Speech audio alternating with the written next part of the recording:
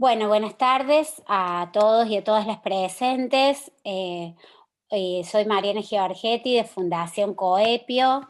Es muy grato para mí presentarles este evento virtual que fue organizado con la Defensoría del Pueblo de la Ciudad Autónoma de Buenos Aires, también con la participación del Instituto Latinoamericano del Ombudsman, de la Alianza Global del Ombudsperson Local y de la Universidad Nacional de Río Cuarto a través de la Facultad de Ciencias Humanas de la Universidad Nacional de Río Cuarto. En este caso vamos a abordar una temática que tiene que ver con los derechos ambientales, específicamente con los territorios contaminados y el desafío del ordenamiento urbano ambiental. Eh, la actividad fue propuesta por el ingeniero Fimonare, que hoy va a oficiar de moderador de este encuentro. Antes de transmitirle la palabra al ingeniero, quería comentarles que se encuentra habilitado en el Facebook, por supuesto, para realizar preguntas a través de los comentarios debajo de la transmisión web.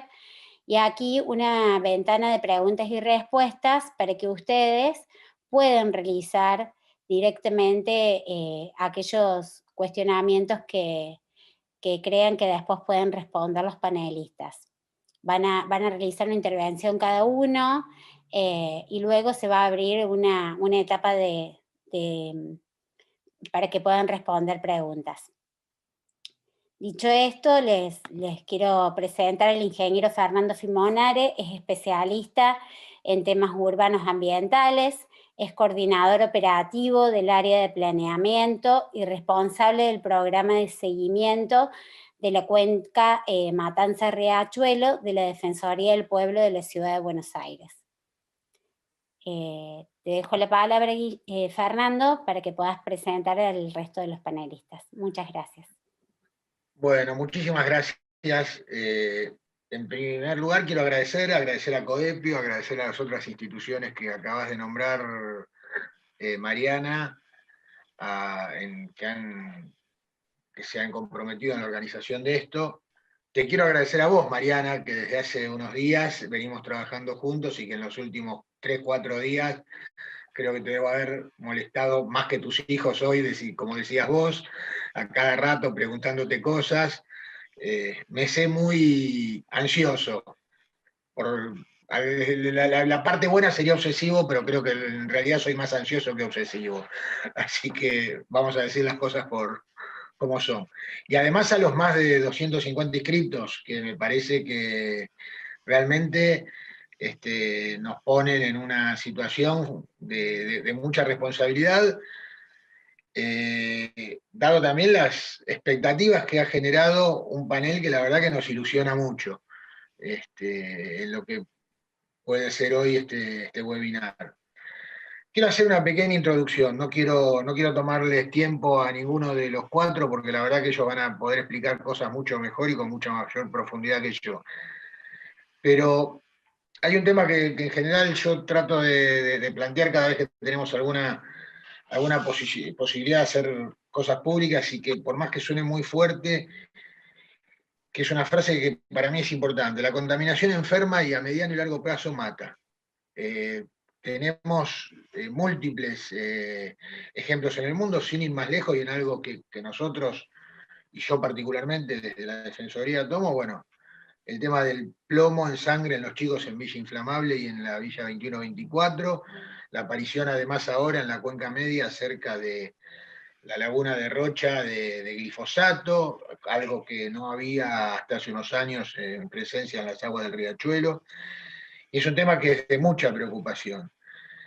También uno se pregunta para qué sirven estos encuentros. Desde mi punto de vista, estos encuentros sirven para potenciar acciones de una sociedad civil que, por sus lógicas maneras de funcionamiento, por sus intereses diversos, más allá de que concurran todos en el tema ambiental, muchas veces tienen acciones dispersas, que no están coordinadas, que no tienen puntos de encuentro, y Y a mí me parece que estos lugares deben servirnos para construir sinergias, para construir agendas, para construir hojas de ruta, en términos de cómo un conjunto de organizaciones, donde en esto estamos comprometidos las defensorías del pueblo, los ámbitos académicos, los ámbitos profesionales, sectores del trabajo y de la producción que también deben estar comprometidos, vamos construyendo, como decía yo, un escenario que no es de que mañana se deja de contaminar porque apagamos la luz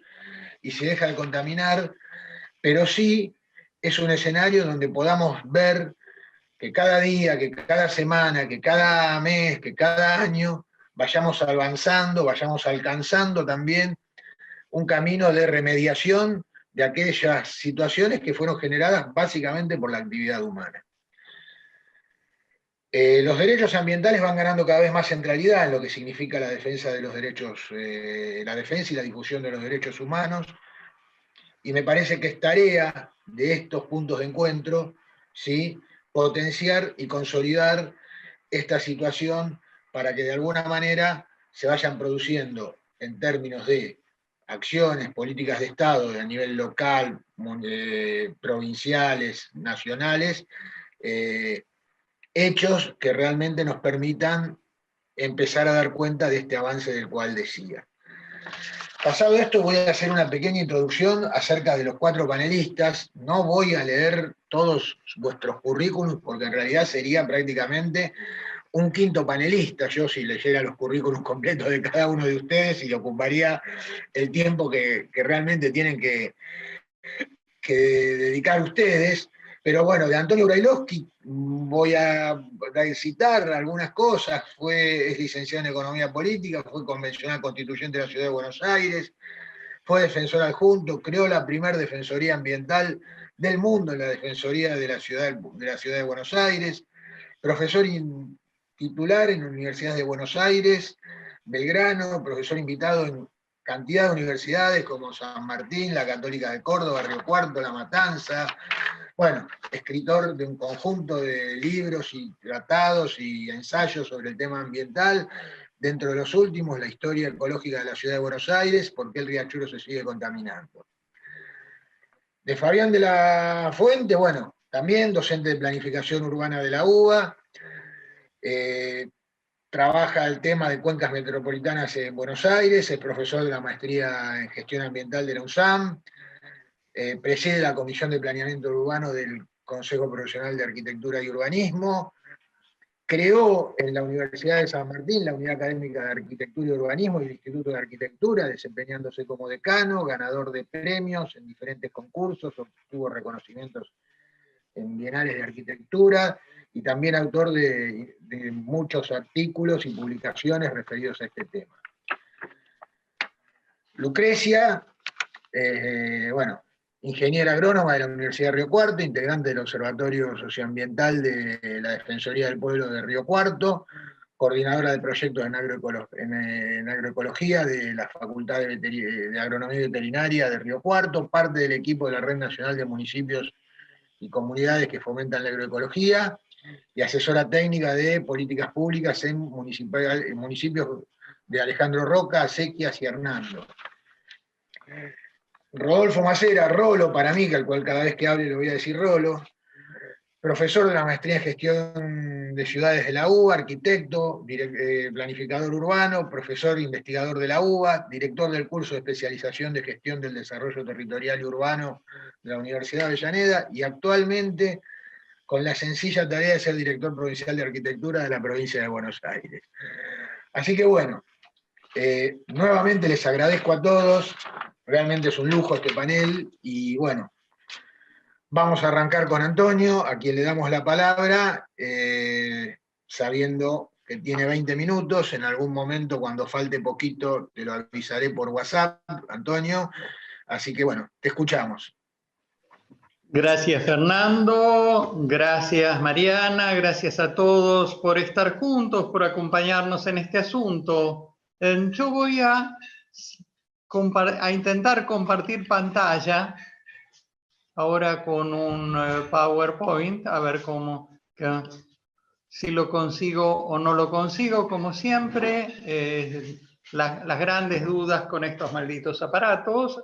Ahí está, milagrosamente, el maldito aparato quiso. Estamos en territorios contaminados, el desafío del ordenamiento urbano ambiental. Este es el título, este soy yo, ahí está mi teléfono celular, mi correo electrónico, soy fácil de encontrar, por si acaso no alcanzara con el debate que tengamos aquí, siempre se puede continuar el diálogo de manera personal y electrónica. Quiero decir, la industrialización argentina, hablando de contaminación, la industrialización argentina funcionó como un modelo de capitalismo salvaje. Es decir, a nadie le importó demasiado qué pasaba con los seres humanos y en distintos testimonios traje obras de arte, pero podríamos traer fotografías, textos, acciones judiciales, debates políticos y demás, todo planteado en una sociedad que a partir de los años 30 hasta los 80 se planteó como principal objetivo un crecimiento industrial a cualquier precio, de cualquier manera, en donde cualquier preocupación por el estado de los ecosistemas o la salud humana quedó absolutamente postergado. Hubo inclusive memorias de obras sanitarias de la Nación, cuando era el organismo público encargado de controlar la contaminación, que decían que para no afectar el proceso de industrialización del país, simplemente no habían cumplido la función de controlar la contaminación. Esto implicó, por supuesto, el crecimiento de las ciudades sobre los bajos inundables, como se ve en algunos testimonios de inundaciones en La Boca. El hecho es que tempranamente, en fotografías de 1935, uno ve el smog sobre Avellaneda, donde uno dice, caramba, esto no es nuevo, esto es una larga contaminación sobre la cual se ha actuado muy poco. Sabemos que no se hizo nada por prevenir la contaminación del Río de la Plata, que hoy es la fuente de agua potable de 6 millones de personas que tienen una única toma de agua que está frente al aeroparque. Veamos qué pasa con esa toma. Estamos en Tigre, la línea negra es el río Tigre, que es continuación del Reconquista, desemboca en el río Luján. En el momento en que fue tomada esta foto es marea alta, y la marea alta comprime el agua negra del río Tigre y no la deja llegar al río Luján. En algún momento empieza a bajar la marea. En este momento estamos en una embarcación, a nuestras espaldas el Río de la Plata, enfrente el agua contaminada que baja del río Tigre por el río Luján, que espero pueda verse claramente la línea oscura de agua contaminada que avanza hacia nosotros, y a nuestra espalda está el Río de la Plata y por supuesto las tomas de agua. Otra imagen de lo mismo, una foto satelital donde se ve de qué manera la contaminación originada en los ríos Reconquista y Luján se pega a las costas de Buenos Aires por un fenómeno físico causado por el avance de la corriente del Río de la Plata, que envía hacia las márgenes los contaminantes que están flotando allí en el agua. Es decir, si la pregunta es si el agua del Plata está limpia o está sucia, está limpia en su mayor parte, está fuertemente contaminada en la zona costera. Y aquí algunas fotos sacadas desde la costa, donde lo que se ve no es una sombra, no es sombra de nubes, sino una mancha de contaminación. Esa mancha que se ve en la costa de Ciudad de Buenos Aires. Y esta foto vale la pena mencionarla, esta otra. Son fotos sacadas desde un avión que sale del aeroparque de la ciudad de Buenos Aires, donde se ven claramente las manchas de contaminación sobre el Río de la Plata, y uno se pregunta si las autoridades responsables de nuestra salud pública y de nuestro ordenamiento ambiental no han viajado nunca en avión o no se han asomado nunca a una ventanilla para ver esas manchas negras sobre el agua del río. Esto es la desembocadura de un arroyo contaminado sobre el Plata. La foto está tomada desde Ciudad Universitaria, la bahía del Cuba. Esto es una descarga del arroyo Medrano. El arroyo Medrano está debajo de la avenida General Paz. Un caso de agua roja en el arroyo Ugarteche, que está por Aeroparque. Esto es el borde de Aeroparque. Ustedes van a ver en el centro exacto de la imagen un puntito blanco en el agua. Y ahí lo ven. La toma de agua de 6 millones de personas rodeada de contaminantes y no hay plan B.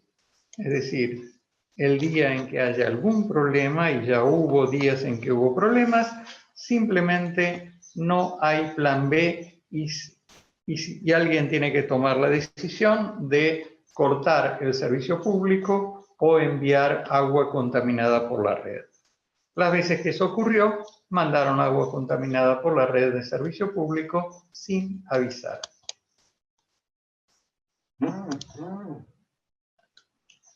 Tenemos un libro que publicamos con la Defensoría del Pueblo de la Ciudad de Buenos Aires, de por qué el riachuelo sigue contaminado, donde hacíamos una comparación entre lo que le pasa al riachuelo de Buenos Aires y lo que pasa en el Támesis de Londres. Como vemos en este mapa antiguo, los ríos son los organizadores del territorio. El territorio se estructura a partir de los cursos de agua, en nuestro caso el riachuelo y el río de la Plata, en el caso de Londres el Támesis, en torno al cual la capital inglesa se organiza, se estructura y se desarrolla a lo largo de los siglos. La desembocadura del riachuelo muestra el agua fuertemente oscura como resultado de una contaminación descontrolada. La desembocadura del Támesis sobre el Mar del Norte está aparentemente limpia. Y tenemos una historia de ambos ríos con un uso recreativo, barcas sobre el Támesis en una fiesta, regatas, paseos y demás, y algunas imágenes también de Carlos Enrique Pellegrini sobre el riachuelo de la época en que el riachuelo tuvo una actividad recreativa, hasta que nosotros empezamos con los mataderos en el siglo XIX y fines del XVIII, y se empezó a contaminar y a utilizar como fuente de descargas. Simultáneamente, los dos ríos Támesis en Londres y Riachuelo en Buenos Aires acumularon contaminación primero de mataderos, después contaminación industrial, acumularon población en situación de extrema miseria. En el caso de Londres, las novelas de Charles Dickens son muy reveladoras de esas condiciones de vida. Y hubo un episodio llamado El Gran Hedor, en donde el olor a podrido del Támesis inundó la ciudad de Londres y en los periódicos afirmaban que la muerte estaba remando en el Támesis. En Buenos Aires tuvimos grandes epidemias, también en la segunda mitad del siglo XIX, y a partir de allí las dos sociedades se plantean el problema de la contaminación y empiezan a separarse. Por un lado, Buenos Aires ocupa los humedales del riachuelo, los va poblando cada vez más, y los ocupa como basurales, como zona de abandono, de degradación, etcétera, etcétera, mientras que los londinenses no ocupan los humedales del Támesis. y nos vamos separando cada vez más. Los londinenses ponen cloacas, y cloacas que no descargan en el Támesis, sino que son cloacas mucho más largas. Nosotros tenemos cloacas que desembocan en el riachuelo. Esto es el riachuelo, el punto exacto en el cual las cloacas que están camino a Ezeiza descargan en el riachuelo y transforman un agua marrón en agua negra. Hay un punto exacto. No podemos decir que no nos damos cuenta. La foto de satélite es elocuente. Los ingleses simplemente invirtieron lo necesario para que esto no pasara en el Támesis. ¿Qué estamos haciendo nosotros con respecto al riachuelo? Estamos haciendo una obra gigantesca llamado Proyecto Riachuelo, que está pensada claramente por los contratistas porque es un enorme despilfarro de acero y cemento que simplemente va a cambiar la contaminación del lugar. ¿Por qué digo esto? Porque lo que hace es enviar los cloacales del riachuelo al río de la Plata, los manda lejos, sin un tratamiento adecuado. El tratamiento adecuado que habría que hacer en el momento en el punto en el que se genera la contaminación, no enviarlo lejos. Hubiera costado la 10ª parte y el riachuelo estaría mucho mejor y no estaríamos cambiando la contaminación del lugar, mandándola lejos con el riesgo de que las mareas y el cambio climático la manden de vuelta hacia las tomas. También tenemos que decir que en cualquier lugar del mundo, cuando se quiere limpiar un río, se prohíbe todo vertido industrial. Esta es parte de la tabla de límites admisibles de vertido de efluentes de Acumar sobre el riachuelo y se autorizan vertidos industriales en cantidades muy significativas. Aclaremos, todas estas cifras que andan por ahí en sitios como el Rin, el Támesis, el Sena son 0. Aquí son valores distintos de 0. Y este es otro de los motivos por los cuales simplemente, si se tiran tóxicos al río, van a aparecer tóxicos en el río. Esta es una curiosidad. En la autorización de vertidos de Acumar hay varios productos químicos que están prohibidos en la Argentina. El aldrin, clordano, dieldrin, DDT, endrin, lindano, malatión, paratión. Son productos prohibidos en Argentina y sin embargo se autoriza un mínimo para enviar. Y entonces, ¿qué estamos haciendo? Se menciona como si esto se pudiera tirar, como si esto debiera existir. Cuando se hace una gestión de malos olores en el riachuelo, simplemente se busca el punto en el que ocurre, se hace una sanción, una clausura puntual. Lo que han hecho los ingleses sobre la zona del Támesis es una gestión, es un mapa actualizado de gestión de malos olores. En dónde los tenemos, cuándo los tenemos, qué es lo que ocurre. Es decir, el problema no es puntual, el problema se trata sobre la cuenca entera. Habitualmente se usan bioindicadores como indicador representativo de donde tenemos contaminación y cómo está. En el caso del riachuelo, se hace un monitoreo de peces en la zona no contaminada, es decir, donde sabemos que vamos a encontrar peces. De modo que todo esto hace un conjunto de políticas públicas que uno dice, esto se parece más a un simulacro que a una verdadera política pública. Lo que nos interesa no es que haya peces en los sitios que sabemos que está limpio, sino peces en los sitios que sabemos que está sucio y que esperamos se esté descontaminando.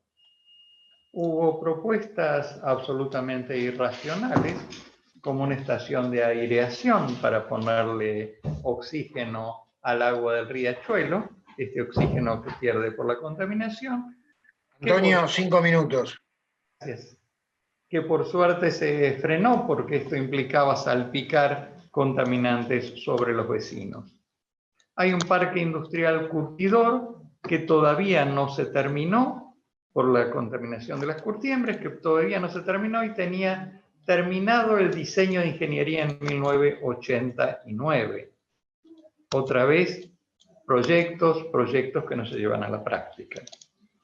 Sobre Villa Inflamable, en la desembocadura del Riachuelo, hay un asentamiento urbano que construido sobre el basural de residuos tóxicos de las destilerías del Dock Sud, donde 10.000 personas respiran sustancias cancerígenas todos los días al lado del polo petroquímico, insisto, asentados sobre lo que era el basural de residuos peligrosos de la destilería del Dock Sud.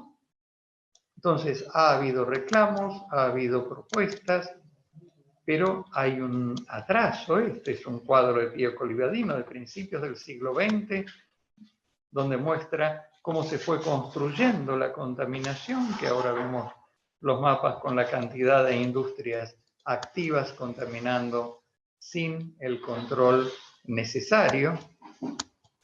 Y la pregunta es, ¿qué están haciendo los poderes públicos? ¿Por qué tenemos un área que funciona como patio trasero? Un área en la cual tuvimos un incendio de un buque petrolero en 1984, que de haber cambiado el viento hubiera volado el polo petroquímico, con todo lo que puede significar en un área densamente poblada. Esto nos lleva a la necesidad de políticas públicas distintas de barrer la basura debajo de la alfombra. Hasta ahora lo que se ha hecho es mejorar la apariencia del riachuelo, no ha habido un avance sustancial sobre las cuestiones de fondo. La cuestión de fondo es, necesitamos limpiar el río, necesitamos cambiar la calidad del agua y a partir de ahí obviamente necesitamos cambiar la calidad del aire que respira la gente y la calidad del suelo sobre el cual están asentadas las personas. Hablamos, por supuesto, de sustentabilidad. Para los economistas, sustentabilidad es una manera de tratar la distribución del ingreso entre personas de generaciones diferentes. Pero nosotros podemos decir que sustentabilidad también es preservar el ambiente para las generaciones futuras. Gracias. Muchas gracias, Antonio. Exacto en el tiempo. Precisión matemática esta vez, ¿eh? Muchísimas gracias. Felicitaciones. Bueno, le vamos a pasar la palabra a Fabián de la Fuente, ¿sí? Ahí vamos. Bueno, buenas tardes a todos. Muchas gracias, Fundación Coepio, Fernando, Mariana, por esta invitación. Voy a intentar compartir mi presentación. Voy a centrar un poco mi charla en los temas relacionados al conocimiento y las prácticas de una universidad en un territorio. En este caso, bueno, la Universidad de San Martín, a través de sus estructuras académicas internas y del laboratorio Labura, al cual me toca el prestigio de dirigir. Por un lado, entender la dimensión total del territorio en una clave integral, como se menciona en la anterior exposición. El río es un río que tiene una cuenca muy amplia, involucra 4 millones de habitantes, 18 partidos del AMBA, de la primera y la segunda corona, 175.000 hectáreas de extensión, donde existe un comité de cuenca, el COMIREC, que produce algunos intentos de regulación y ordenamiento y de acuerdos entre los municipios, pero hay una existencia, digamos, de una altísima fragmentación para la toma de decisiones, y una zona que, para hacer un parangón, es el área metropolitana, tiene 3 cuencas, el área Reconquista es la segunda cuenca más contaminada, después del Riachuelo, y es un río que, a diferencia del riachuelo, es un río que está más invisibilizado, es un río que no se ve, no forma parte, no funciona dentro del intermedio de la ciudad, sino que está en los bordes, en uno de los bordes de la ciudad, y también tiene, a su vez, el privilegio de recibir a diario 20.000 toneladas de basura que se dispone finalmente sobre su territorio. Además de ello, un territorio que por su complejidad va produciendo un avance, sus tierras bajas son ocupadas para resolver cuestiones vinculadas a equipamientos y la construcción de barrios carenciados. Estas imágenes son elocuentes de cómo es el avance y la presión que hay sobre la cuenca y la ocupación, y la construcción de un territorio, ya inclusive bajo cota 5, donde sus rellenos son y se realizan a través, en esta sed de producir suelo urbano, sobre zonas bajas y con basura, con residuos. O sea que gran parte de los barrios que viven en esta villa, en este sector y en las villas, en el caso concreto, en el municipio de San Martín, concretamente son 120.000 personas que viven en estas condiciones, están viviendo en barrios donde su suelo es producto de la geomorfología de los residuos. La universidad y el territorio. Para poder hacer una suerte de colaboración y producir un conocimiento que de alguna manera no solo nos permita describir lo que está pasando, sino es entenderlo, el hecho de producir una mirada holística, integrada, a través del conocimiento interdisciplinar, hace que empecemos a trazar estos pequeños mapas, donde, por ejemplo, entendemos que si bien el río Reconquista tiene cerca de 80 kilómetros de distancia su curso de agua principal, en total, los cursos de agua de todos los canales que convergen en el curso principal del río suman 600 kilómetros, con lo cual es una tierra de agua, es una tierra que está básicamente ocupada, es una tierra que está mojada, que está impactada por los cursos de estos canales y arroyos, y en derredor de esas situaciones son zonas bajas ocupadas por población y tierra contaminada. Se le agrega a este problema, que es un problema general, la intrajurisdiccionalidad, el hecho de pertenecer y haber varios partidos que conforman este gran espacio, hacen que muchas veces los acuerdos sobre las políticas de planificación, ordenamiento y regulación no sean los mejores. El tejido urbano empieza a avanzar de una manera continua, produciendo una presión en la ocupación del suelo, consumiendo ese suelo de humedales que es transformado en suelo urbano, un suelo urbano que es transformado básicamente de la autoproducción, ¿no? Con una escasa presencia de un Estado en la planificación. O sea, el Estado siempre llega un poquito atrás de los sucesos que se van produciendo, y se ocupa de ordenar, se ocupa de tratar de arreglar y de ordenar lo que sucede. Como decía Antonio en su exposición, es un territorio nuestro, el del área metropolitana, que si bien es una pampa, ¿no? Es una pampa que es ondulada, hay una topografía. Cuando cruzamos la urbanidad con la matriz topográfica, ahí entendemos los problemas, que no desaparecen, ¿no? Porque cuando llueven existen inundaciones, las inundaciones lo que hacen también es colapsar ciertos sistemas, la sudestada, el efecto de presión que tiene la desembocadura del río Reconquista sobre el Luján, hace que estas contaminaciones queden interiormente, el sistema de infraestructuras y los cambios morfológicos también que hay en toda la cuenca, como el caso de los barrios en la cuenca baja, la zona de Nordelta, o todas las obras que se han construido para la autopista del Buen Aire, hacen que todo el sistema de escorrentías haya sido modificado, también con las ocupaciones, y todo el manejo y esa distribución de aguas se complique.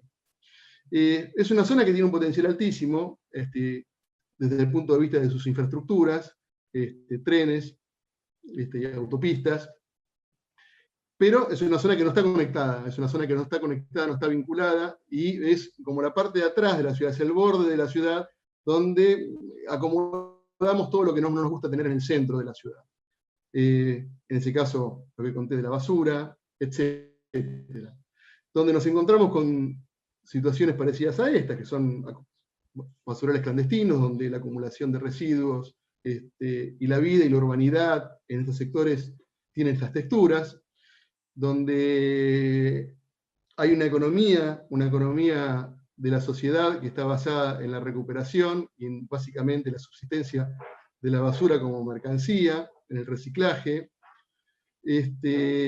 donde esta producción de urbanidad y esta producción de ciudad en un ámbito metropolitano no está en las mejores condiciones, claramente, no está en las mejores condiciones.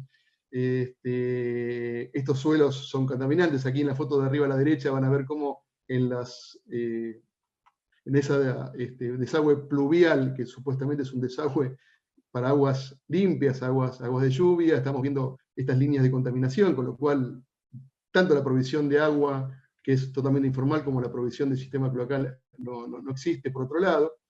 Los residuos, el volcamiento de residuos, ya todo lo que no sirve se vuelca, forma parte del paisaje, de ese paisaje cultural, esa convivencia entre basura, residuos, es básicamente lo cotidiano. Y para ello, bueno, ¿qué podemos, cómo nos plantamos frente a esa hipótesis o con esa situación? En el caso de nuestra universidad, una universidad que tiene un despliegue de conocimiento aplicado al territorio, una universidad que ha producido un potencial, o que produce un potencial a diario vinculado con cómo transformar este espacio a partir de las prácticas sociales, culturales y científicas.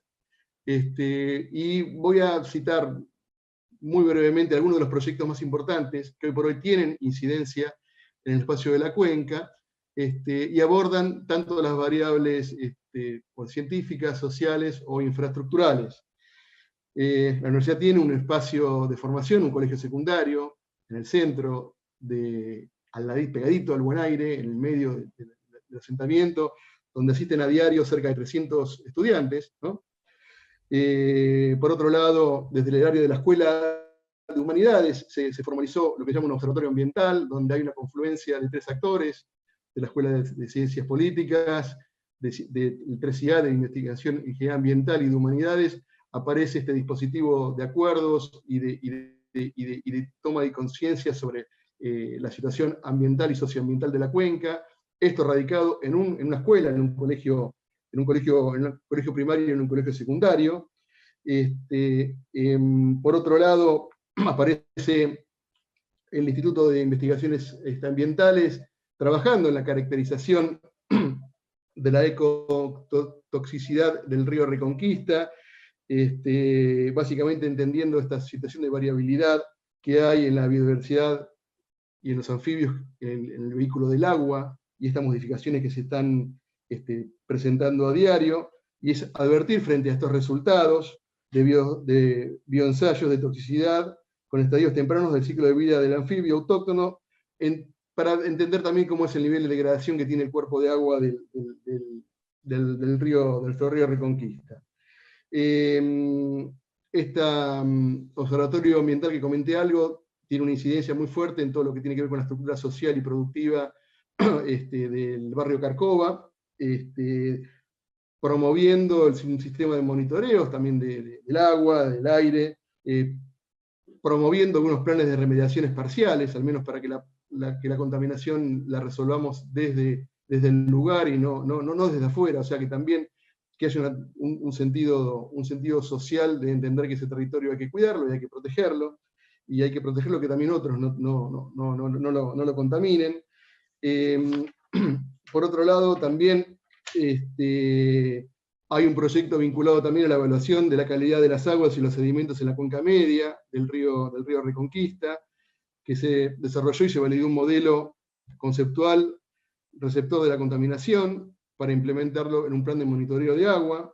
En el área del Instituto de Arquitectura, trabajando en algunas acciones concretas vinculadas a los equipamientos sociales en los barrios populares, la generación de un atlas de los residuos industriales, o sea, cómo mapear esos residuos y cómo se pueden reutilizar, otorgándole un nuevo valor, no solamente recolectándolos, sino como reasignándoles un nuevo valor. la realización de, bueno, los talleres, no lo comenté, pero los talleres TAU, que del año 2013 hasta el presente vienen estudiando las dinámicas del espacio, del territorio, intentando hacer un descifre entre lo social, habitacional, productivo, del espacio, entender cómo son esas producciones de acuerdos entre las organizaciones, que son los que promueven el territorio, y armando a partir de allí un archivo cartográfico con información actualizada, una información que es muy difícil de producir, ¿no? Pero a partir de relevamientos y acercamientos con las organizaciones del territorio, estamos construyendo a diario un proyecto que también estamos trabajando, de investigación con financiamiento externo, vinculado al tema de las migraciones, las mujeres y el cambio climático en la cuenca del río Reconquista. Y dentro de la Escuela también de Política y Gobierno, trabajando sobre el tema de la relación que hay entre la degradación ambiental y la pobreza y la educación en la periferia urbana, en el caso del río Reconquista y en el área concretamente de la zona de Carcova. Por otro lado, también dentro de la Escuela de Política y Gobierno, un proyecto vinculado también al tema de los residuos, y son los avances sobre una gestión integral de residuos sólidos urbanos en la región metropolitana de Buenos Aires, con el objetivo de analizar los avances de la aplicación del sistema GIRSU establecido por la norma ambiental para los distritos de la región metropolitana. Estos son algunos de los proyectos que están hoy por hoy en producción en esta cuenca, donde la universidad asiste en esta suerte de interacción a diario, cotidianamente, en promover un conocimiento para aplicación. Estos mapas, que son mapas que produce el Comirrec, vinculado a los datos que tienen que ver con la organización, el curso de agua, los cursos complementarios, estos sectores que básicamente definen a esta cuenca con una cuenca alta, con una presa Rollero, que es un sector casi en el periurbano, hasta su desembocadura en el área del río Luján, esa foto que mostró Antonio en la anterior exposición, y esta suerte como de degradación que hay desde la cuenca alta hasta la cuenca baja, donde a medida que nos acercamos a la densificación en la ciudad, la contaminación se acrecenta, ¿no? Aquí estamos viendo un mapa donde refleja el nivel de hacinamiento, ¿no?, que hay, casi el curso del agua y el curso de la cuenca produce una concentración a medida que nos acercamos. Esto que está coloreado en verde tiene que ver con las áreas no servidas por agua, o sea, no hay tendido fino de agua en estas zonas. Y el relevamiento que hace el RENAVAP sobre los barrios populares en el AMBA, ahí vemos la concentración que hay de barrios en el área del Reconquista. O sea, tenemos no solamente el problema de la contaminación, sino tenemos el problema de la población en una situación muy deficitaria, tenemos el problema de Campo de Mayo y el relleno sanitario y la concentración de la disposición de los residuos, y todo esto produce un momento en el cual tenemos que detenernos para poder accionar de una manera proactiva sobre el conocimiento. Esta cartografía tiene que ver con una primera interpretación en algunas acciones que desde este taller TAU, donde se reúnen universidades, expertos, de diferentes, no solamente arquitectos y urbanistas, sino también ecólogos, sociólogos, ingenieros ambientales, etcétera, participan, produce una primera reflexión sobre la organización de los lugares y los proyectos, en esta matriz, que no solamente es una matriz urbana de ocupación, sino que es una matriz ambiental ocupada, ¿no? Un poco ahí la nómina de estos talleres que paso un aviso que la semana que viene tenemos el próximo taller, que se va a llamar retrospectiva, se va a hacer una retrospección de todo lo pensado. Este taller tiene una serie de ideas sobre de cómo visionar hacia adelante, ideas que tienen que ver con la utopía, y no tanto con la utopía, sino con la capacidad que tienen las ideas de transformar, entendiendo el río como protagonista, un río que no existe, un río que no está visto, para que ese río se vea, que se transforme en un evento ambiental, y no básicamente en una cloaca a ocupar, ¿no?, o una tierra a ocupar. Por otro lado, esta relación, que si de alguna manera reclamamos una relación sana entre la Ciudad de Buenos Aires y el Río de la Plata, ni siquiera está pensada esta relación entre el área metropolitana y un curso de agua que tiene un potencial altísimo de vinculación entre el delta y el interior del área metropolitana, pudiendo transformar en un corredor de biodiversidad. El hecho y la relación también de lo que se comentó al principio, que digamos, este lugar, al ser un humedal inicialmente, después, a medida que se ocupa con acciones y con funciones, empiezan a haber usos, en algunos casos, que colapsan esa capacidad de recibir esa actividad, y entender cómo se puede pensar en producciones sostenibles, ¿no? Que reconozcan la matriz ambiental del territorio. Habían 5 minutos. Perfecto, sí, 5 sí, minutos. ya estamos sobre el cierre.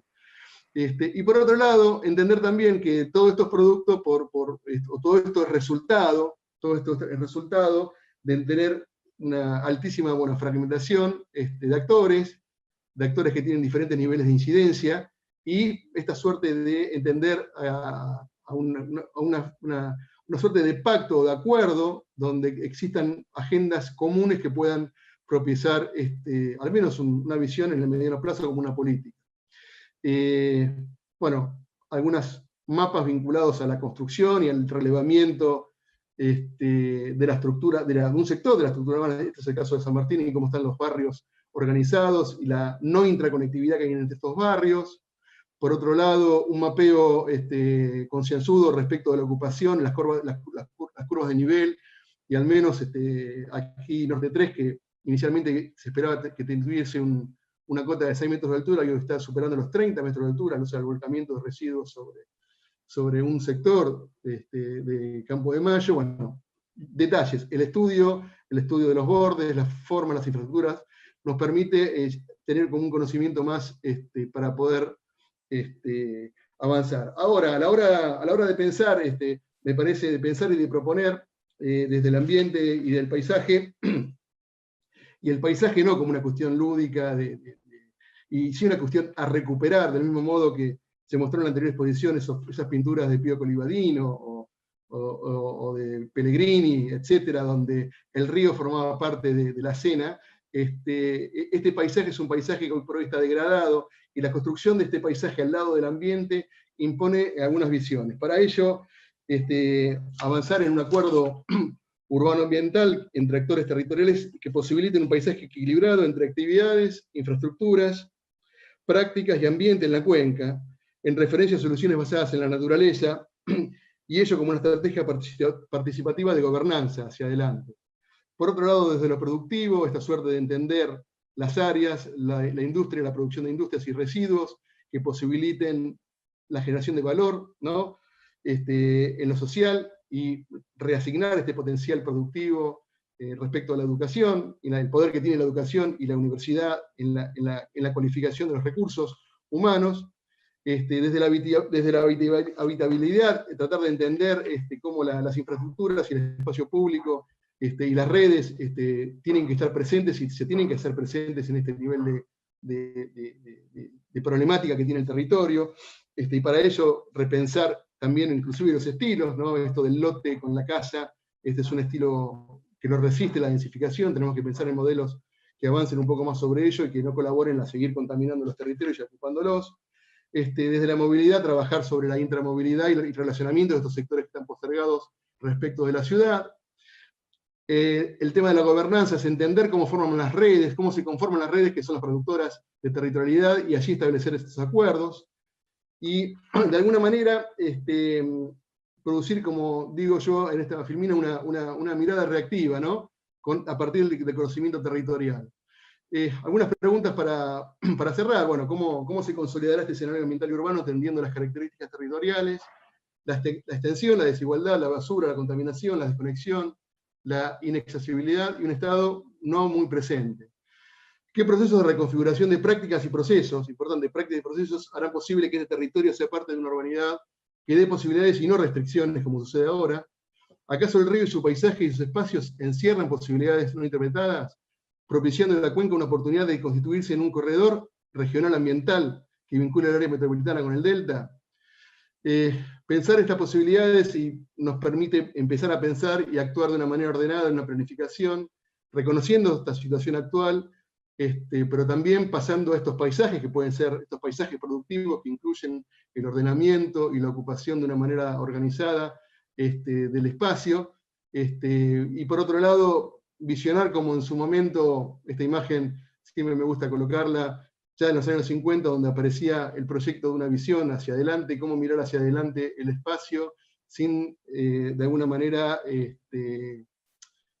quedarnos ciegos o quedarnos sin palabras frente al desastre. Para ellos lo que tenemos que trabajar es en la perspectiva, pensar a mediano y largo plazo las acciones, y en la concertación y la formulación de políticas públicas que entiendan a la comunidad y a la región como un único actor. Muchas gracias. Bueno, Fabián, muchísimas gracias a vos. Ahora vamos a darle la palabra a Lucrecia, que no la veo, pero bueno, seguramente aparecerá rápidamente en nuestra pantalla. Ahí estoy buscando la presentación. Ahí estamos. ¿Qué tal, Lucrecia? Estoy acá.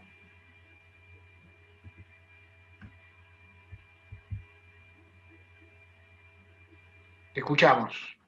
Sí, estoy buscando la presentación. Un segundito. Se ralentiza un poco con la cámara.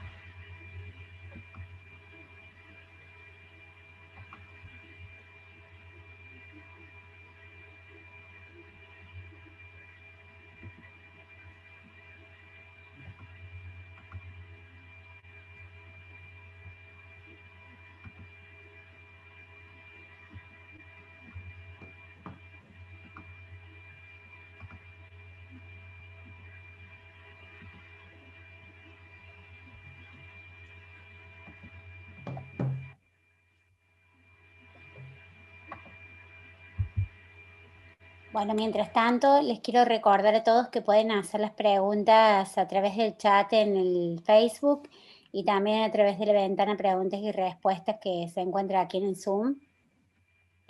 Así después de la presentación de Rodolfo Macera vamos a leerlas y continuar con la dinámica que proponía Fernando.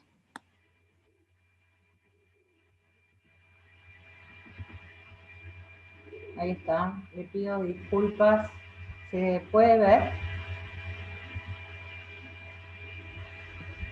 Bueno, como bien dijo Fernando, mi nombre es Lucrecia Celi, trabajo en la Defensoría del Pueblo de la ciudad de Río Cuarto, y voy a comentarles un poquito sobre las problemáticas socioambientales que tenemos en nuestra ciudad y cómo se vienen trabajando.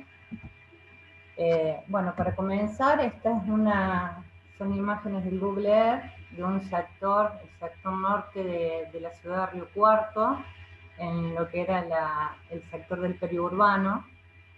No sé si pueden ver con el cursor, si pueden observar cómo ha avanzado el sector urbano hacia lo que antes era considerado sector rural, y cuáles han sido esas consecuencias.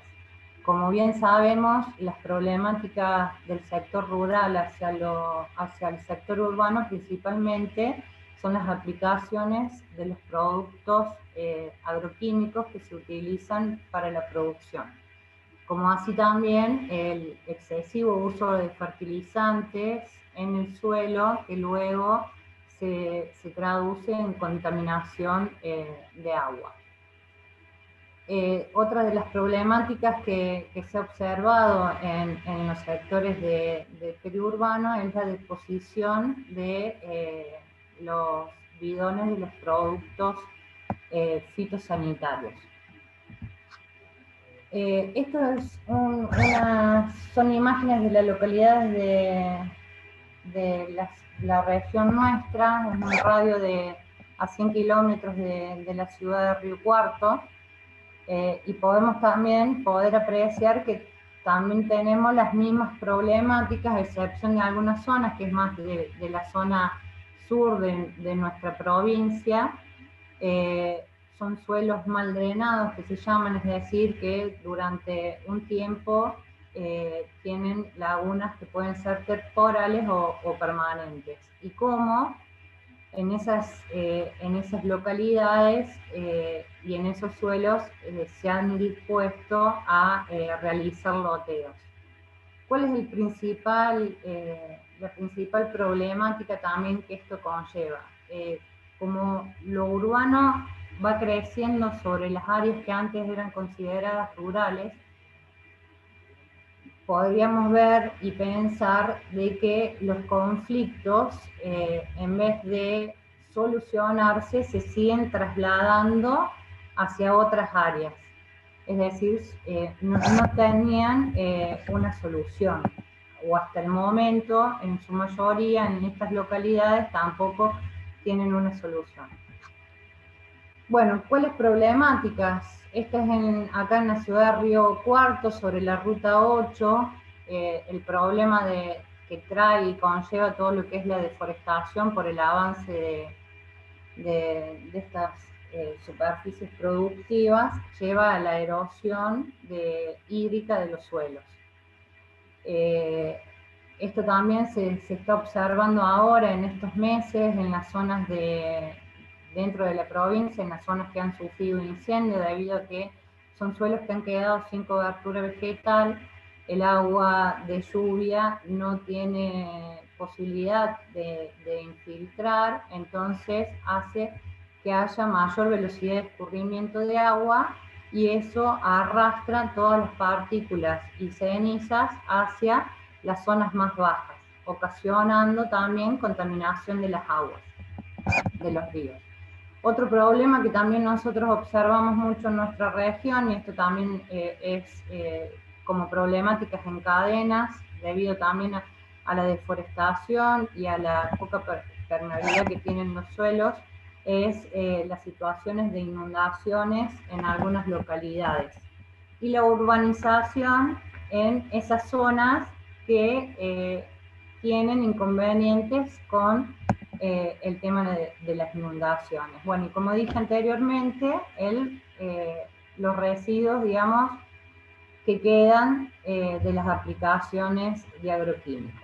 Otro de los inconvenientes, aparte de la erosión hídrica, es la erosión eólica. Este es sobre la ruta 35, y en determinados periodos del año, principalmente donde hay frecuencia de los vientos más fuertes en nuestra localidad, esta ruta queda, digamos, se corta la ruta debido a la nula visibilidad.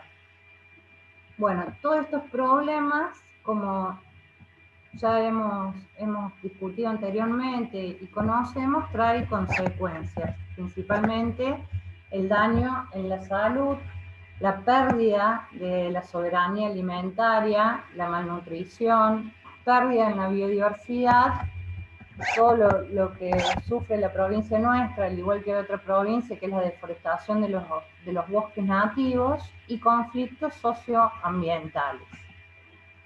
Desde la fundación y desde mi profesión como asesora técnica trabajando en municipios, el trabajo principalmente se considera dentro de los municipios porque el rol principal de ellos, o su principal responsabilidad, es promover y sostener un desarrollo local sustentable, entendiendo también a este como aquel que armoniza el crecimiento económico, el cuidado ambiental y la equidad social. Y principalmente el rol de estos municipios es porque son los que están en contacto con cada uno de los integrantes de sus localidades.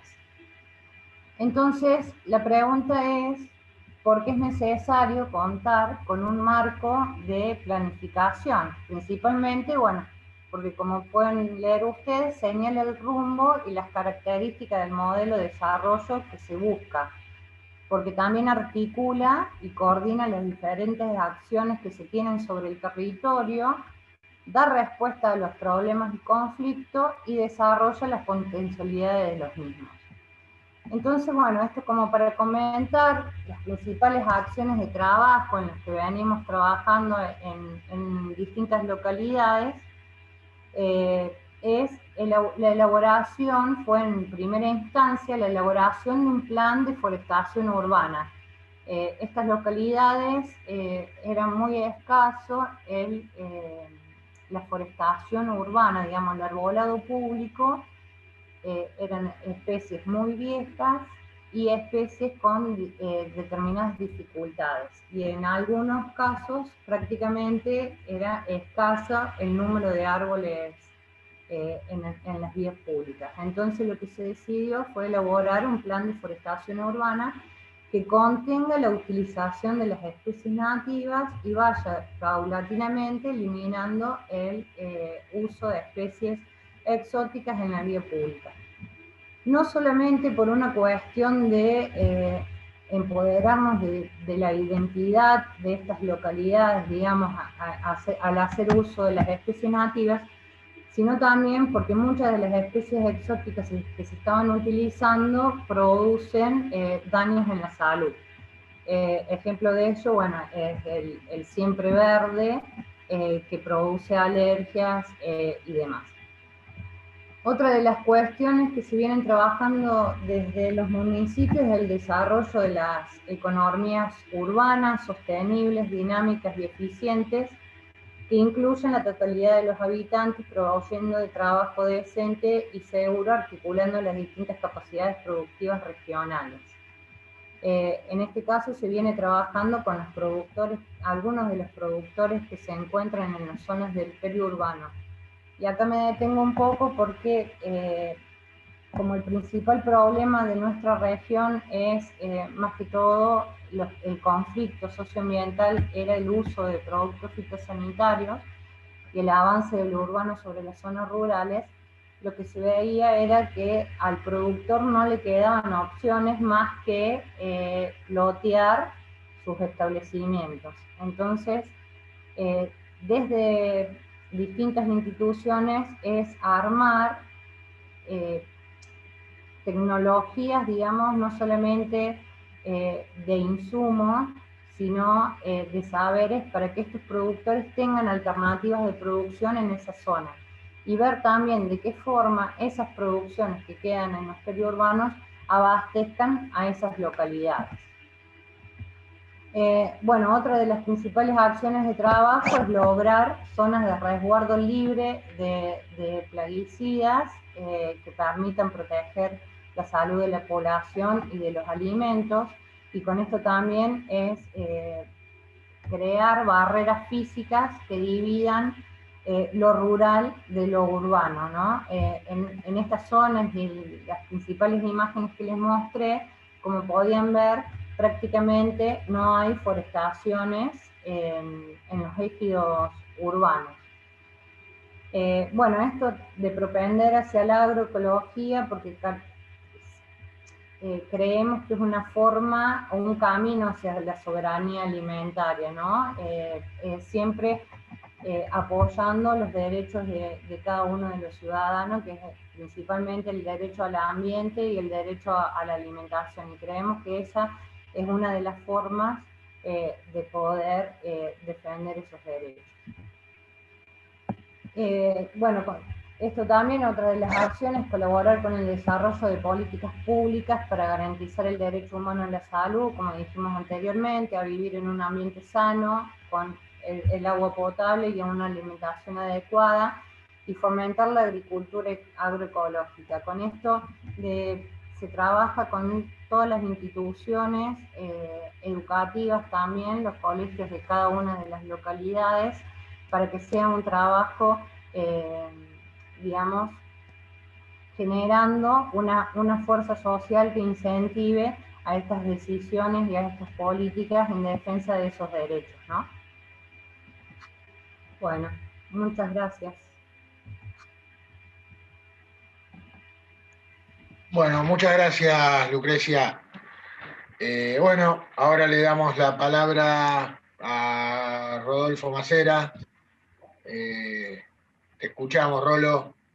Bueno, buenas tardes, muchísimas gracias por la invitación y hola a todas y todos, y organizadores, gracias, y a toda la gente que se ha sumado para el debate.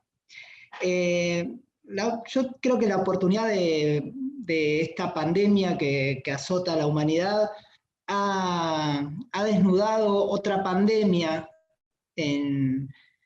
Seguramente estamos con colegas conectados, por lo que he visto de toda América. Me imagino que la problemática debe ser común, por lo menos en gran parte de América Latina. Y es la pandemia, hay una pandemia, por lo menos en nuestro país, en la Argentina, que es la pandemia del hábitat. Vivimos nosotros en un país que tiene consagrado en su constitución el derecho a un hábitat digno. Ahí he visto que hay muchos colegas y compañeras y compañeros de México que tiene una estructura normativa muy progresista en ese sentido, pero creo que en términos reales se enfrenta a escenarios con problemas parecidos al nuestro, donde por un lado consagramos en términos de derechos, consagramos el derecho a un hábitat digno, pero por otro lado la situación real impide que una vastísima parte de la población no tenga acceso a ese hábitat. Nosotros en una observación que hemos hecho de los últimos 20, 30 años, básicamente esto cambió mucho en la Argentina a partir de los años 80, fines de los 70, 80, donde muchos de los mecanismos que hacían que la Argentina fuera un país con mecanismos de movilidad social muy activos en algún punto, se fueron trastocando por todo el contexto de globalización y de neoliberalismo en la. Y lo que era sin duda alguna una enorme deuda, un poco, yo creo que Antonio lo describió bien, una deuda en términos de ambiente, de un pasivo ambiental muy grande. A eso le sumamos en un combo de degradación, le sumamos un social, de movilidad social. Y eso va trayendo una nueva forma, nuevos patrones de ocupación del suelo, donde estos factores se han ido potenciando y potenciando en un rango de conflictividad más alto. Yo voy a compartir, de no ceñir mucho, así podemos también tener tiempo para debatir, pero voy a compartir algunas imágenes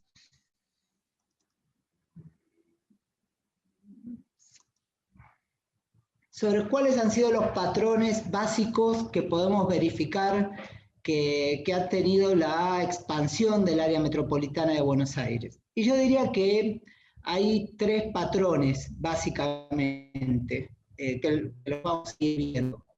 Por un lado, cabe analizar un fenómeno que se ha dado también masivamente, era un fenómeno exótico o muy puntual hasta los años 80, y luego esa fragmentación social, esa fragmentación en la redistribución de la riqueza, tiene un necesario correlato territorial.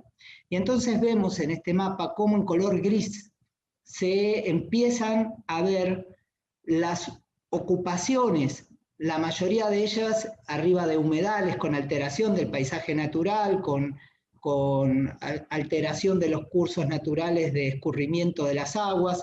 Todas estas manchas de color gris son urbanizaciones privadas, urbanizaciones cerradas, que son como un fenómeno también de Latinoamérica, creo yo, y de sinónimo de atraso. Es casi una medievalización de la sociedad en términos de ocupación del territorio. Y en color oscuro vamos viendo las situaciones que se dan como ocupaciones, también en general en lugares ambientalmente inapropiados. Las ocupaciones de tierra por urbanizaciones populares, muchas veces producto de tomas, de ocupaciones ilegales, de ocupaciones de tierras fiscales o de márgenes de arroyos. Y entonces tenemos cómo se dan estos dos fenómenos. Por un lado, sectores de altos recursos que ocupan grandes extensiones de tierra con una muy baja densidad poblacional y alterando el paisaje natural, y la geografía y el escurrimiento de las aguas de la geografía natural, y por otro lado, vastísimos sectores de la población que se meten donde pueden, porque por definición los humanos somos también materia física y en algún lugar debemos caber, y entonces la gente ocupa los lugares que puede, que normalmente son los ambientalmente peores o con más desventajas. Este mapa es interesante porque este mapa da cuenta de cómo han sido las ocupaciones populares en las últimas décadas. Y en color naranja se ven cuáles son las nuevas ocupaciones que se han dado entre el 2010 y este año, el 2020. Es un trabajo muy actual que hemos llevado adelante con un equipo de investigación de la Universidad de Buenos Aires, de la Facultad de Arquitectura, que es el colectivo de inclusión urbana de investigación, y donde yo diría que para una sociedad que tiene consagrado un derecho constitucional de derecho a un hábitat digno, y que no tiene prácticamente ningún mecanismo formal para permitir, para garantizar ese acceso, porque no hay políticas de crédito posibles, porque no hay prácticamente, y sobre todo en los últimos 4 años anteriores, se cortaron las políticas de inversión en vivienda social. Para una sociedad que institucionalmente no tiene una deuda respecto a poder garantizar esos derechos, y que el mercado pone precios que son absurdos en la especulación del uso del suelo, la verdad es que el efecto de esta situación sea que los sectores populares avanzan en la mancha urbana en correspondencia con estos sectores que están pintados de naranja, la verdad que es un problema con el que la sociedad argentina tendría que poder llevarse mejor en términos de tener políticas de Estado para que en vez de que estas ocupaciones se hagan sobre tierras que no tienen servicios, que no están preparadas, en 10 años una sociedad como la sociedad argentina debería poder, por lo menos para esta área metropolitana de Buenos Aires, que concentra el 40% de la población argentina,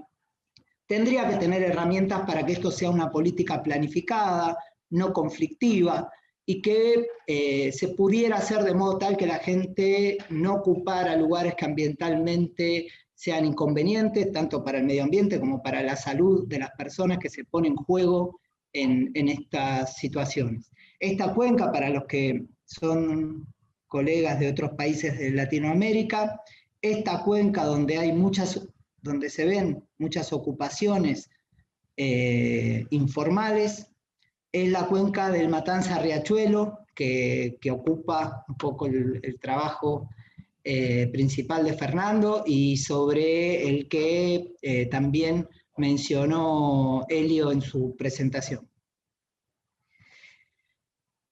Algunos de los análisis que se han vuelto populares en torno a la pandemia y en torno a poder discutir, porque ha habido mucha conflictividad pública en estos meses por los temas de hábitat y la enfermedad, y discusión pública que yo creo que es útil porque por lo menos pone la vista en hacer visible, en darle visibilidad a este problema que digo que tiene la sociedad argentina, donde hay un enorme porcentaje de nuestra población que está por fuera de las posibilidades del mercado formal de vivienda.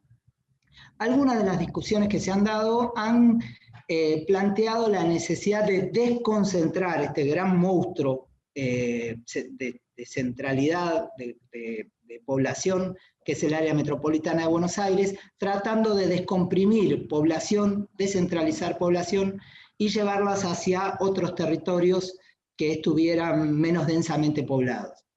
En principio, a mí me parece que la idea puede estar bien, pero que es 2 veces riesgoso pensar que esto es una política que hay que hacerla sin planificación, a la carga barracas, ir a meterse en cualquier lado de cualquier manera. Porque me parece que hay que poder pensar en los territorios, poder pensar en los servicios urbanos, en las cargas ambientales que soporta cada territorio, las infraestructuras, poder pensar que si un municipio tiene 3.000 habitantes, uno no puede ir y duplicarle con población que es culturalmente distinta, sin generar oportunidades de empleo, sin poder tener una lógica de planificación de equilibrio sobre los suministros, sobre la posibilidad de la producción de alimentos.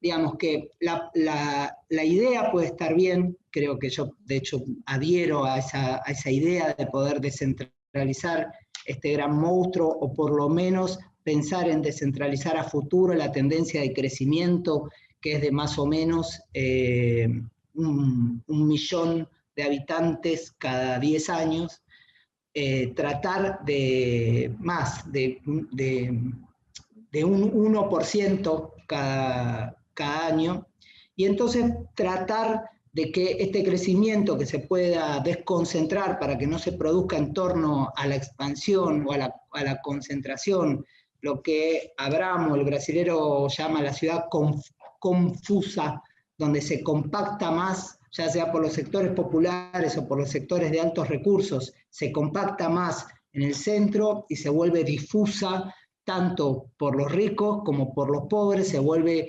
difusa en la periferia. Tratar de evitar esta tendencia, pero tiene que haber planificación, tiene que haber política de Estado. Insisto, el problema es grande, pero también es un problema manejable si uno piensa en la imagen anterior de cómo es esa expansión de ocupación de territorio, tanto por sectores populares como por sectores que también lo hacen en forma ilegal, pero que parece que genera menos indignación ante la prensa, que es la ocupación de los humedales por ecuaciones de especulación inmobiliaria con baja densidad poblacional. Me parece que alentar estas políticas está bien de descentralización, pero que tenemos que planificar la capacidad de carga, los ritmos biológicos que tienen los territorios que puedan recibir población, y ritmo biológico en el sentido más amplio, y pido perdón, Elio, porque seguramente debo estar usando mal el término, pero poder saber cuál es el pulso de un territorio en términos de su capacidad de carga ambiental, de nuevos residentes, e incluyo ahí también las cuestiones culturales, las oportunidades de trabajo, los equipamientos que tiene en términos de educación, de salud, etc. Tenemos que poder planificar, porque hacerlo de forma alborotada, hacerlo en forma desordenada puede ser contraproducente y podemos estar generando probablemente 2 problemas en vez de solucionar uno. La forma en que, las 3 formas en que se expande fundamentalmente el área metropolitana, entonces, es la de las urbanizaciones en la periferia, por fuera de la tercera corona, con la ocupación generalmente ilegal, pero que después todo el Estado corre detrás de ver cómo hace para ordenarle los papeles y terminar legalizando lo que son en principio ocupaciones ilegales con barrios exclusivos de mucho precio y baja densidad, donde se ocupan, insisto, humedales, cursos de escorrentía de agua, etc. La segunda forma de ocupación tiene que ver con la densificación de los peores lugares, que son los lugares que están en la primera y segunda corona del área metropolitana de Buenos Aires, y que se densifican en los sectores que ambientalmente son más críticos. Y la tercera forma de crecimiento del área metropolitana tiene que ver con la expansión por sectores populares, con la toma y ocupación de tierras en la tercera corona, en la periferia, que tiene una modalidad más planificada, aún en lo intuitivo, en lo informal, pero planificado, a diferencia de cómo se generan las ocupaciones de la primera y segunda corona, que tienen un formato más difícil, incluso para después poder intervenir desde la política pública. En general, cuando vemos estas alineaciones de urbanizaciones informales, lo que tenemos son cursos de agua en situación crítica ocupados por población. Esto es un tipo de ocupación que se da a través de los años en la primera, segunda corona. Este es el municipio de Quilmes.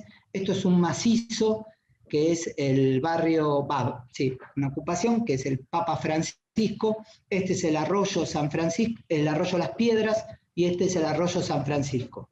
En el 2004, esta tierra estaba vacía, esta tierra es baja, está contaminada, son lugares que han sido depósitos de basura en general, lugares inundables porque era como el vaso de expansión entre estos dos arroyos, y en un lugar muy, muy malo a lo largo de los años. 2004 estaba vacío, 2014 empieza a tener ocupaciones, 2017 se ocupa mucho más, y en el 2020 ya todo eso tiene casi la lógica de una villa y que está pegada a los arroyos. En estos lugares se vuelve casi imposible la recolección de residuos, los residuos van a parar a los cursos de agua, no hay redes de infraestructura, es difícil extender las redes por la irregularidad de la ocupación del suelo, por la falta de calles, y este es un patrón que se repite en general en la primera y segunda corona y que se ha dado en los últimos 10 años, donde se ha densificado muchísimo este tipo de ocupaciones informales. Este es otro caso, esto es en la tercera corona, el municipio de Moreno, donde el caso es bien diferente y vemos cómo un mismo macizo en el año 2002 se encuentra vacío. Esto es Cuartel Quinto en Moreno. En el año 2010 empieza a haber una primera intrusión y ocupación de estos lugares. En el año 2012 empieza a consolidarse, pero si ustedes ven, la lógica es la de la apertura y la continuidad de la trama urbana circundante, incluso con reservas de espacios, año 2014, reservas de espacios para equipamientos, año 2018 y año 2020, en el cual que pase esto en ausencia del Estado. En general el Estado llega luego de que esto existe en la Argentina, llega años después, llega a intentar regularizar estas situaciones, a proveer equipamientos urbanos, infraestructura urbana. 5 minutos, Rolo. Y es en ausencia del Estado, digamos, en una lógica donde se ocupa primero y se planifica o se...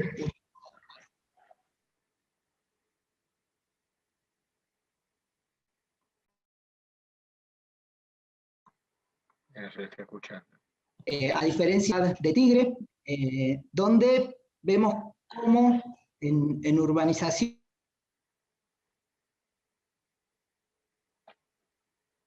de estas medios poblacional, a todos esos humedales en 8 años se pasa a ocupar, y normalmente, insisto, todo esto también es informal, solo que la sociedad después corre un poco más rápido porque ahí viven los legisladores, ahí viven los intendentes, ahí viven muchas veces algunos intendentes, ahí viven algunos jueces, entonces después todo el mundo corre rápido a regularizar estas situaciones que también son informales. Yo dejo acá para abrir lugar a los debates, pero me parece que lo que debemos hacer es poder tener soberanía como Estado. El Estado tiene que estar presente, tiene que poder ordenar, tenemos que planificar, y que el problema es mucho más de decisión política, de autoridad política, de tener ideas, de poder tener claridad en términos de qué futuro queremos para nuestra sociedad, y poder organizarnos en función de eso. Es más eso hoy que un problema de recursos, en mi opinión, al menos en la sociedad argentina. Gracias. Bueno, muchas gracias a vos, Rolo, a todos. Esperamos ahora también que se vayan sumando Antonio y Lucrecia,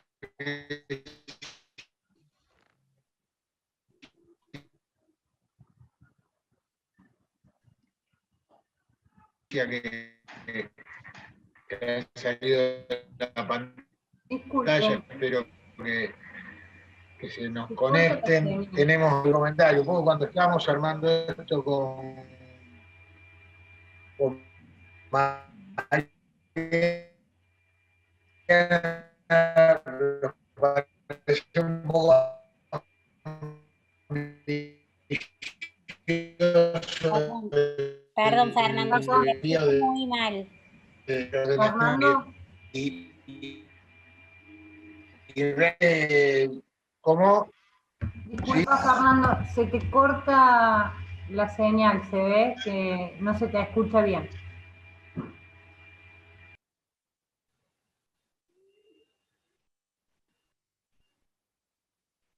Bueno, me parece que efectivamente perdimos a Fernando.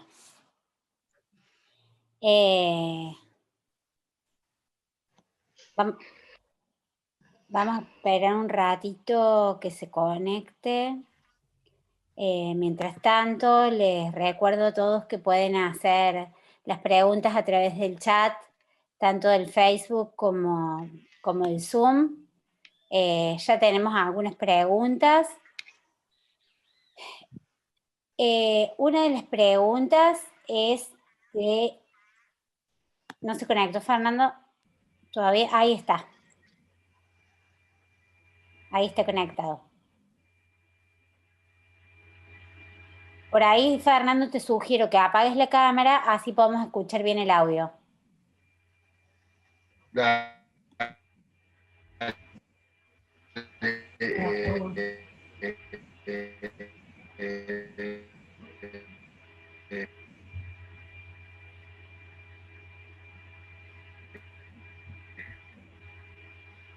Bueno.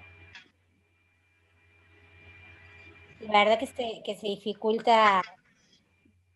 ¿Ahí se escucha mejor? Ahí se escucha mejor. ¿Se escucha mejor ahí? Sí, sí, te escuchamos bien. ¿Ahí se escucha? Sí, sí, Fernando. Ahí se escucha. Bueno, no, a ver, yo decía que el ambicioso es el desafío que hay por delante, no era el título, y que realmente algunas cosas me parece que son interesantes para destacar que se han dicho. Por un lado, se ha hablado de un acuerdo urbano-ambiental que tiene que ver con cómo construir ciertos niveles de gobernabilidad de acá para adelante en términos territoriales. Digo, acá hay la predominancia de AMBA, pero bueno, un poco las cosas que también decía Lucrecia, ¿no? Los crecimientos urbanos que avanzan sobre áreas periurbanas o áreas rurales, que también ahí se requieren de prácticas de gobernabilidad y de planificación, porque en realidad se trabaja sobre territorios que empiezan a tener deuda ambiental por fumigaciones, o también sobre algunos lugares que tengan que ver con disposiciones de residuos. Un tema que han dando vuelta en todos, que es el tema de los residuos. Todos, de alguna u otra forma, han nombrado, han señalado, han identificado el tema de los residuos como una problemática. Y ese es un tema que también creo que debería empezar a trabajarse en términos de, o sea, sin violar autonomías municipales, sin violar autonomías provinciales y legislaciones locales, pero que debería haber una política más troncal, decidida y muy fuerte en términos de acuerdo político de una política de residuos que contemple la desaparición de basurales, que contemple un conjunto de acciones referidas a cómo empezamos a sacar del medio el tema de los residuos dentro de la complejidad de deterioro del ambiente. Algunas de las preguntas que se hicieron, algunos preguntaban si para los cursos de agua se podían utilizar algún tipo de plantaciones, hablaban de juncos, totoras, yo creo que en algunos lugares se utilizan algún tipo de algas también para mejorar cursos de agua. Esto lo voy diciendo para que después vayan ustedes respondiendo. ¿Se planteó, alguien hizo alguna pregunta, alguna referencia en términos al tema de las fumigaciones? Alguien de Entre Ríos dijo qué opinan respecto, dice que por lo que nos decía esta persona que está participando, sobre la libertad que hay teóricamente en la provincia de Entre Ríos de fumigar. Creo que esto debe tener que ver en relación con las estrategias que tienen que ver con la actividad rural. Había también y hay algunas vinculaciones referidas a la utilización de especies nativas en términos de arbolado público, que esto es también un tema importante. La reposición del arbolado público en pocos lugares se está contemplando la realización de hacerlo con especies nativas. Y bueno, alguien de Santiago plantea cuál es la experiencia que se tiene de las defensorías en la aplicación de leyes ambientales de presupuestos mínimos, ya que la mayoría de los magistrados no las aplican o no se han capacitado en la aplicación de ellas. Creo no olvidarme de nada. Si ustedes quieren empezar ahí un intercambio, diría que como sé que son todos respetuosos los unos de los otros, pueden ir haciéndolos a micrófono abierto, ¿sí?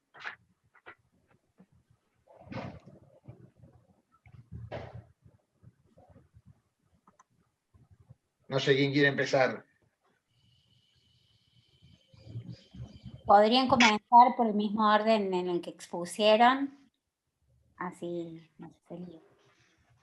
Entonces empiezo yo.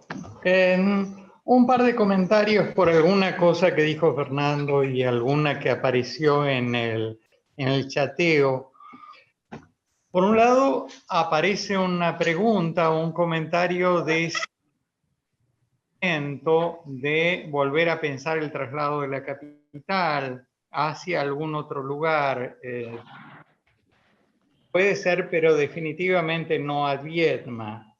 El problema de Viedma es que cuando se seleccionó ese lugar no se tuvo en cuenta el cambio climático.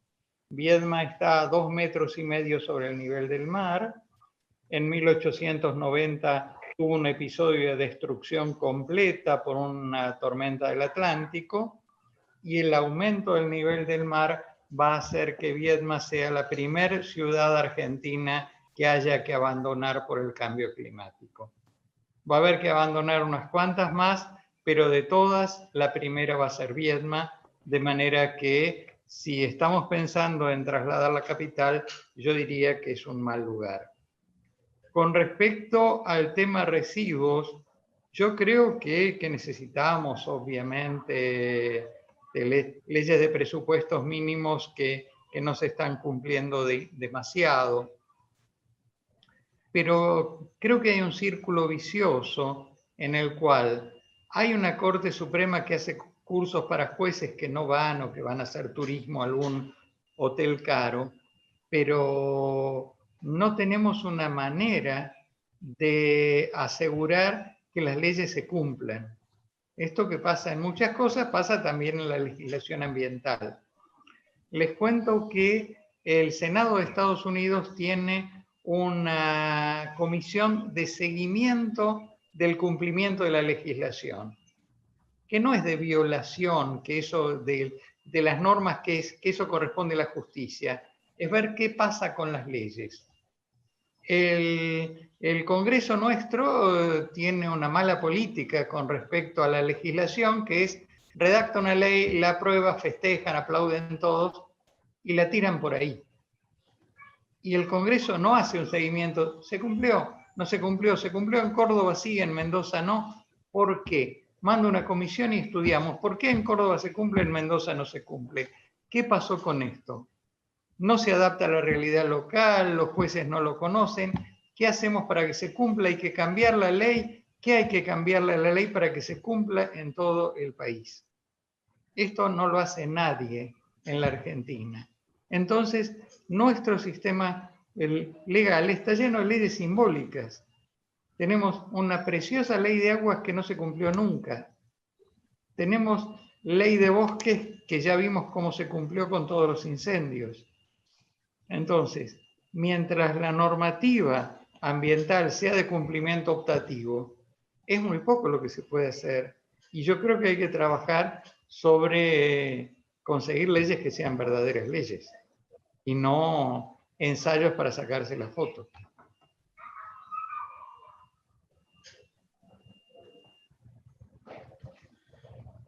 Bueno, ¿qué dicen ustedes? Bueno, yo por ahí me puedo sumar a Lucrecia.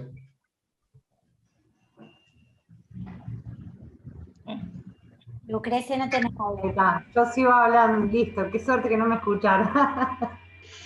No, lo que comentaba, que coincido con lo que dice Antonio, y lo que nos pasa acá en la provincia. La ley, tenemos una ley de ordenamiento de bosque nativo, tenemos una ley de aplicación de productos fitosanitarios, tenemos una ley agroforestal que obliga a los productores a hacer forestación. No tenemos quien controle el cumplimiento de esas leyes, y tampoco son leyes que se cumplen. Entonces se arrastran los problemas. Por más leyes que tengamos, la situación sigue igual. No hay soluciones. Sí, sobre esto no voy a decir nada nuevo, pero somos fabricantes de leyes y de reglamentaciones, ¿no? Pero lo que no tenemos es el poder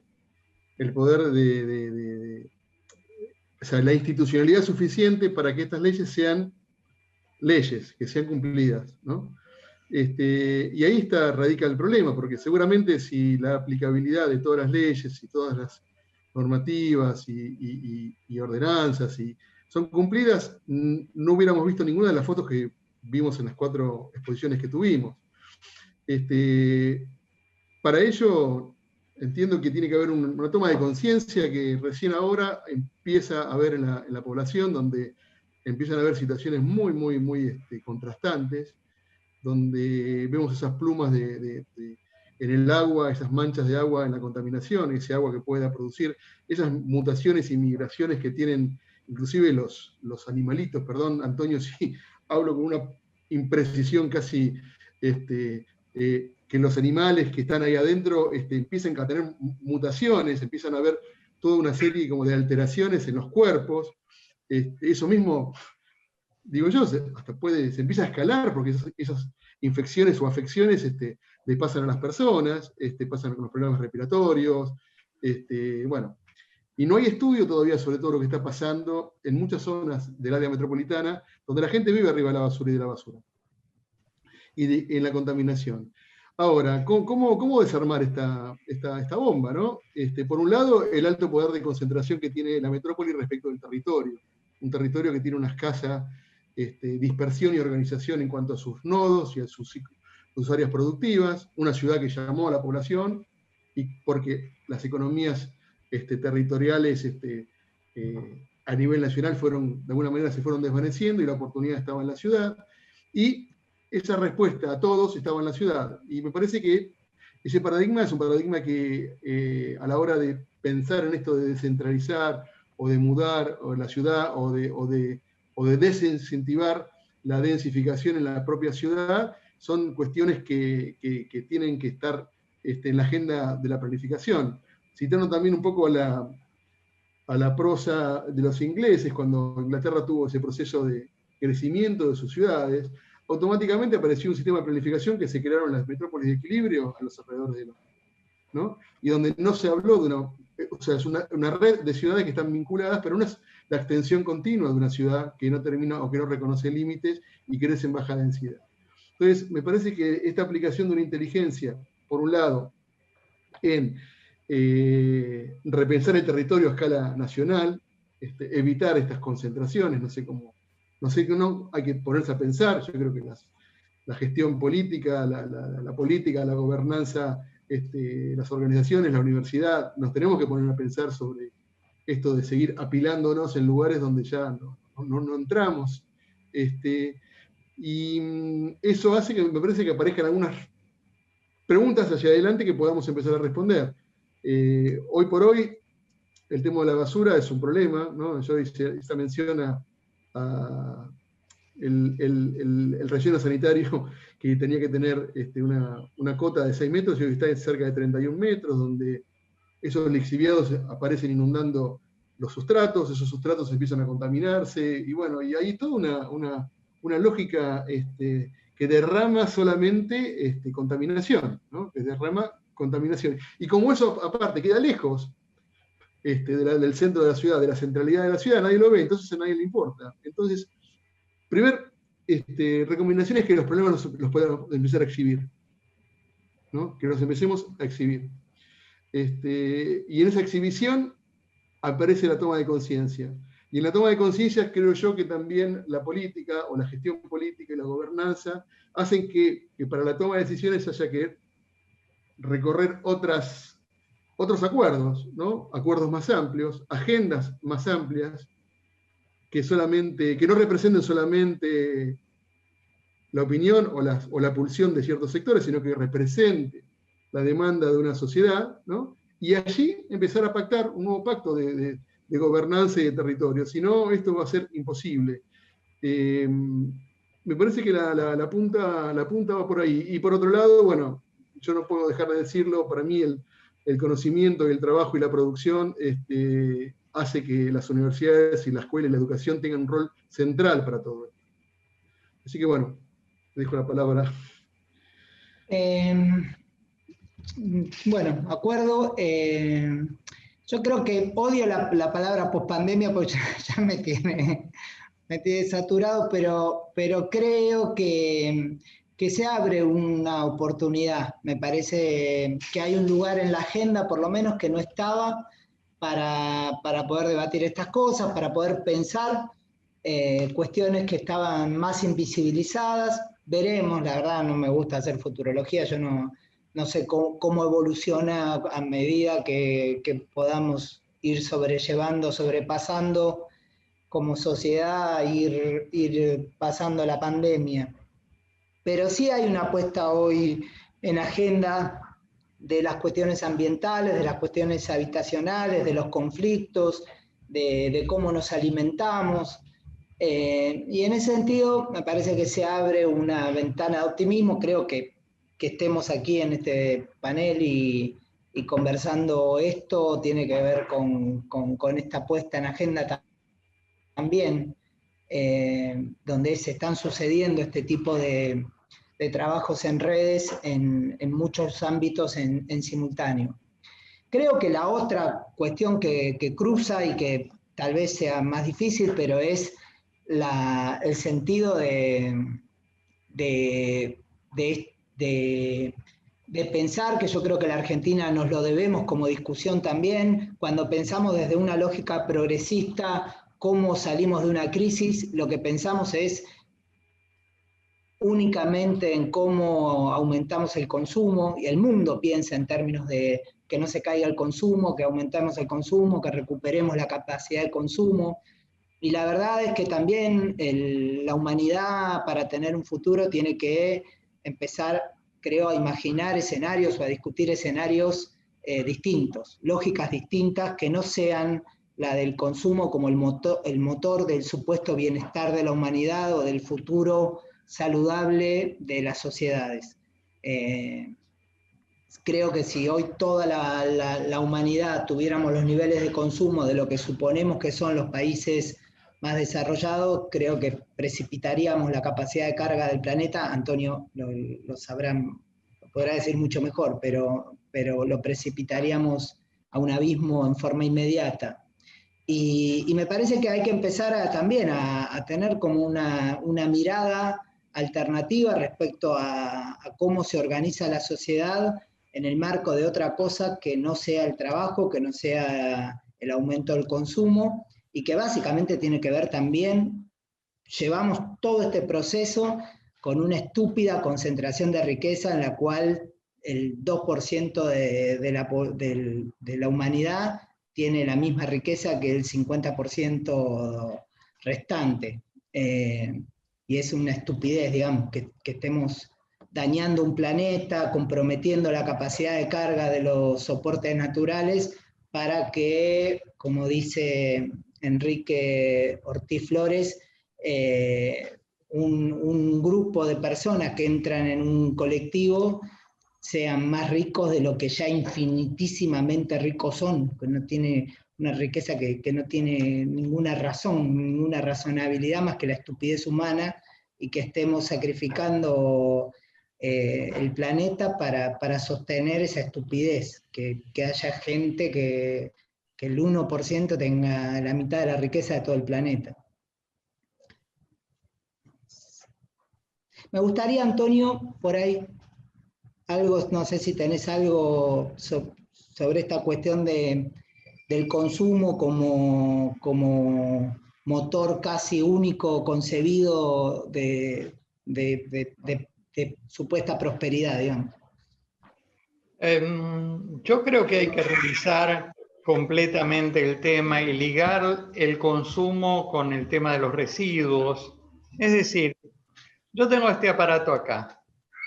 En 1 año o en 2 años, WhatsApp no va a funcionar acá adentro, porque está pensado para eso, para que yo diga qué barbaridad, lo tire a la basura, compre otro nuevo y se transforme en un residuo peligroso.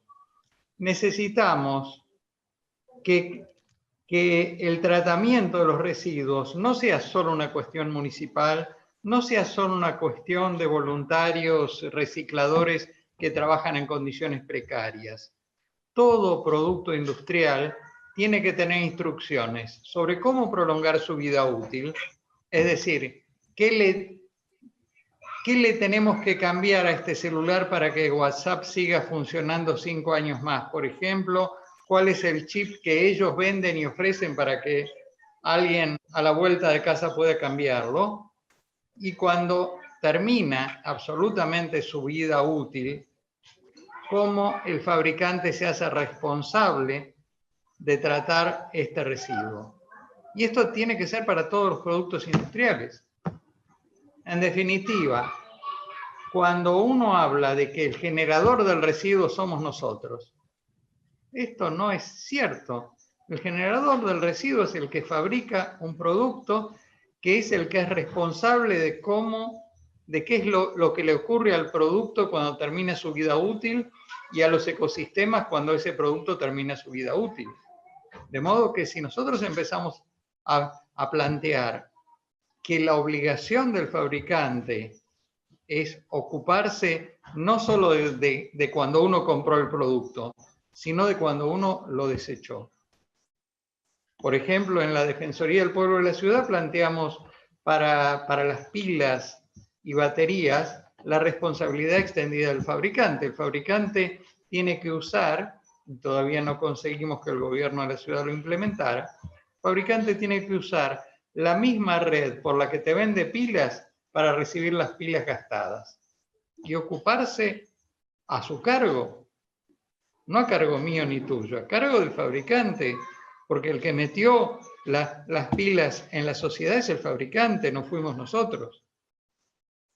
Entonces, la noción de responsabilidad extendida del fabricante hay que plantearla para el conjunto de producción industrial. El caso de la ley de electrónicos y demás, pero digamos que no es un adorno más, no es una cosa que se agrega, que se negocia, que te la voto, que la pones pero no te la voto y te sacás la foto como autor de un proyecto de ley que no se va a aprobar nunca o que si se aprueba no se va a aplicar nunca. Tiene que formar parte del conjunto de políticas públicas. Pero salirnos del círculo vicioso de basural o relleno sanitario y entrar en el tema de que se piensa en el producto cuando se lo fabrica, hay que pensar qué pasa cuando termine su vida útil. Al menos es la forma en que yo lo veo.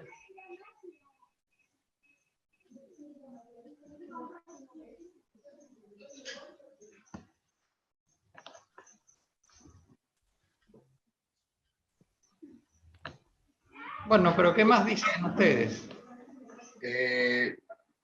A ver. Sí, bueno, ¿me escuchan bien ahora?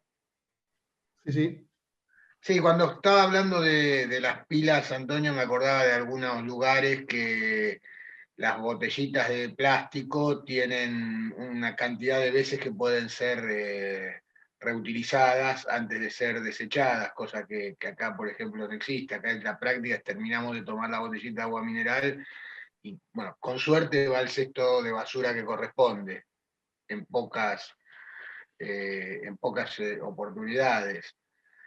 Y también volviendo al tema de los residuos, y también, no solo volviendo al tema de los residuos, sino vinculándolos con una problemática social también muy fuerte, digamos, más allá de que en algunos lugares existan residuos,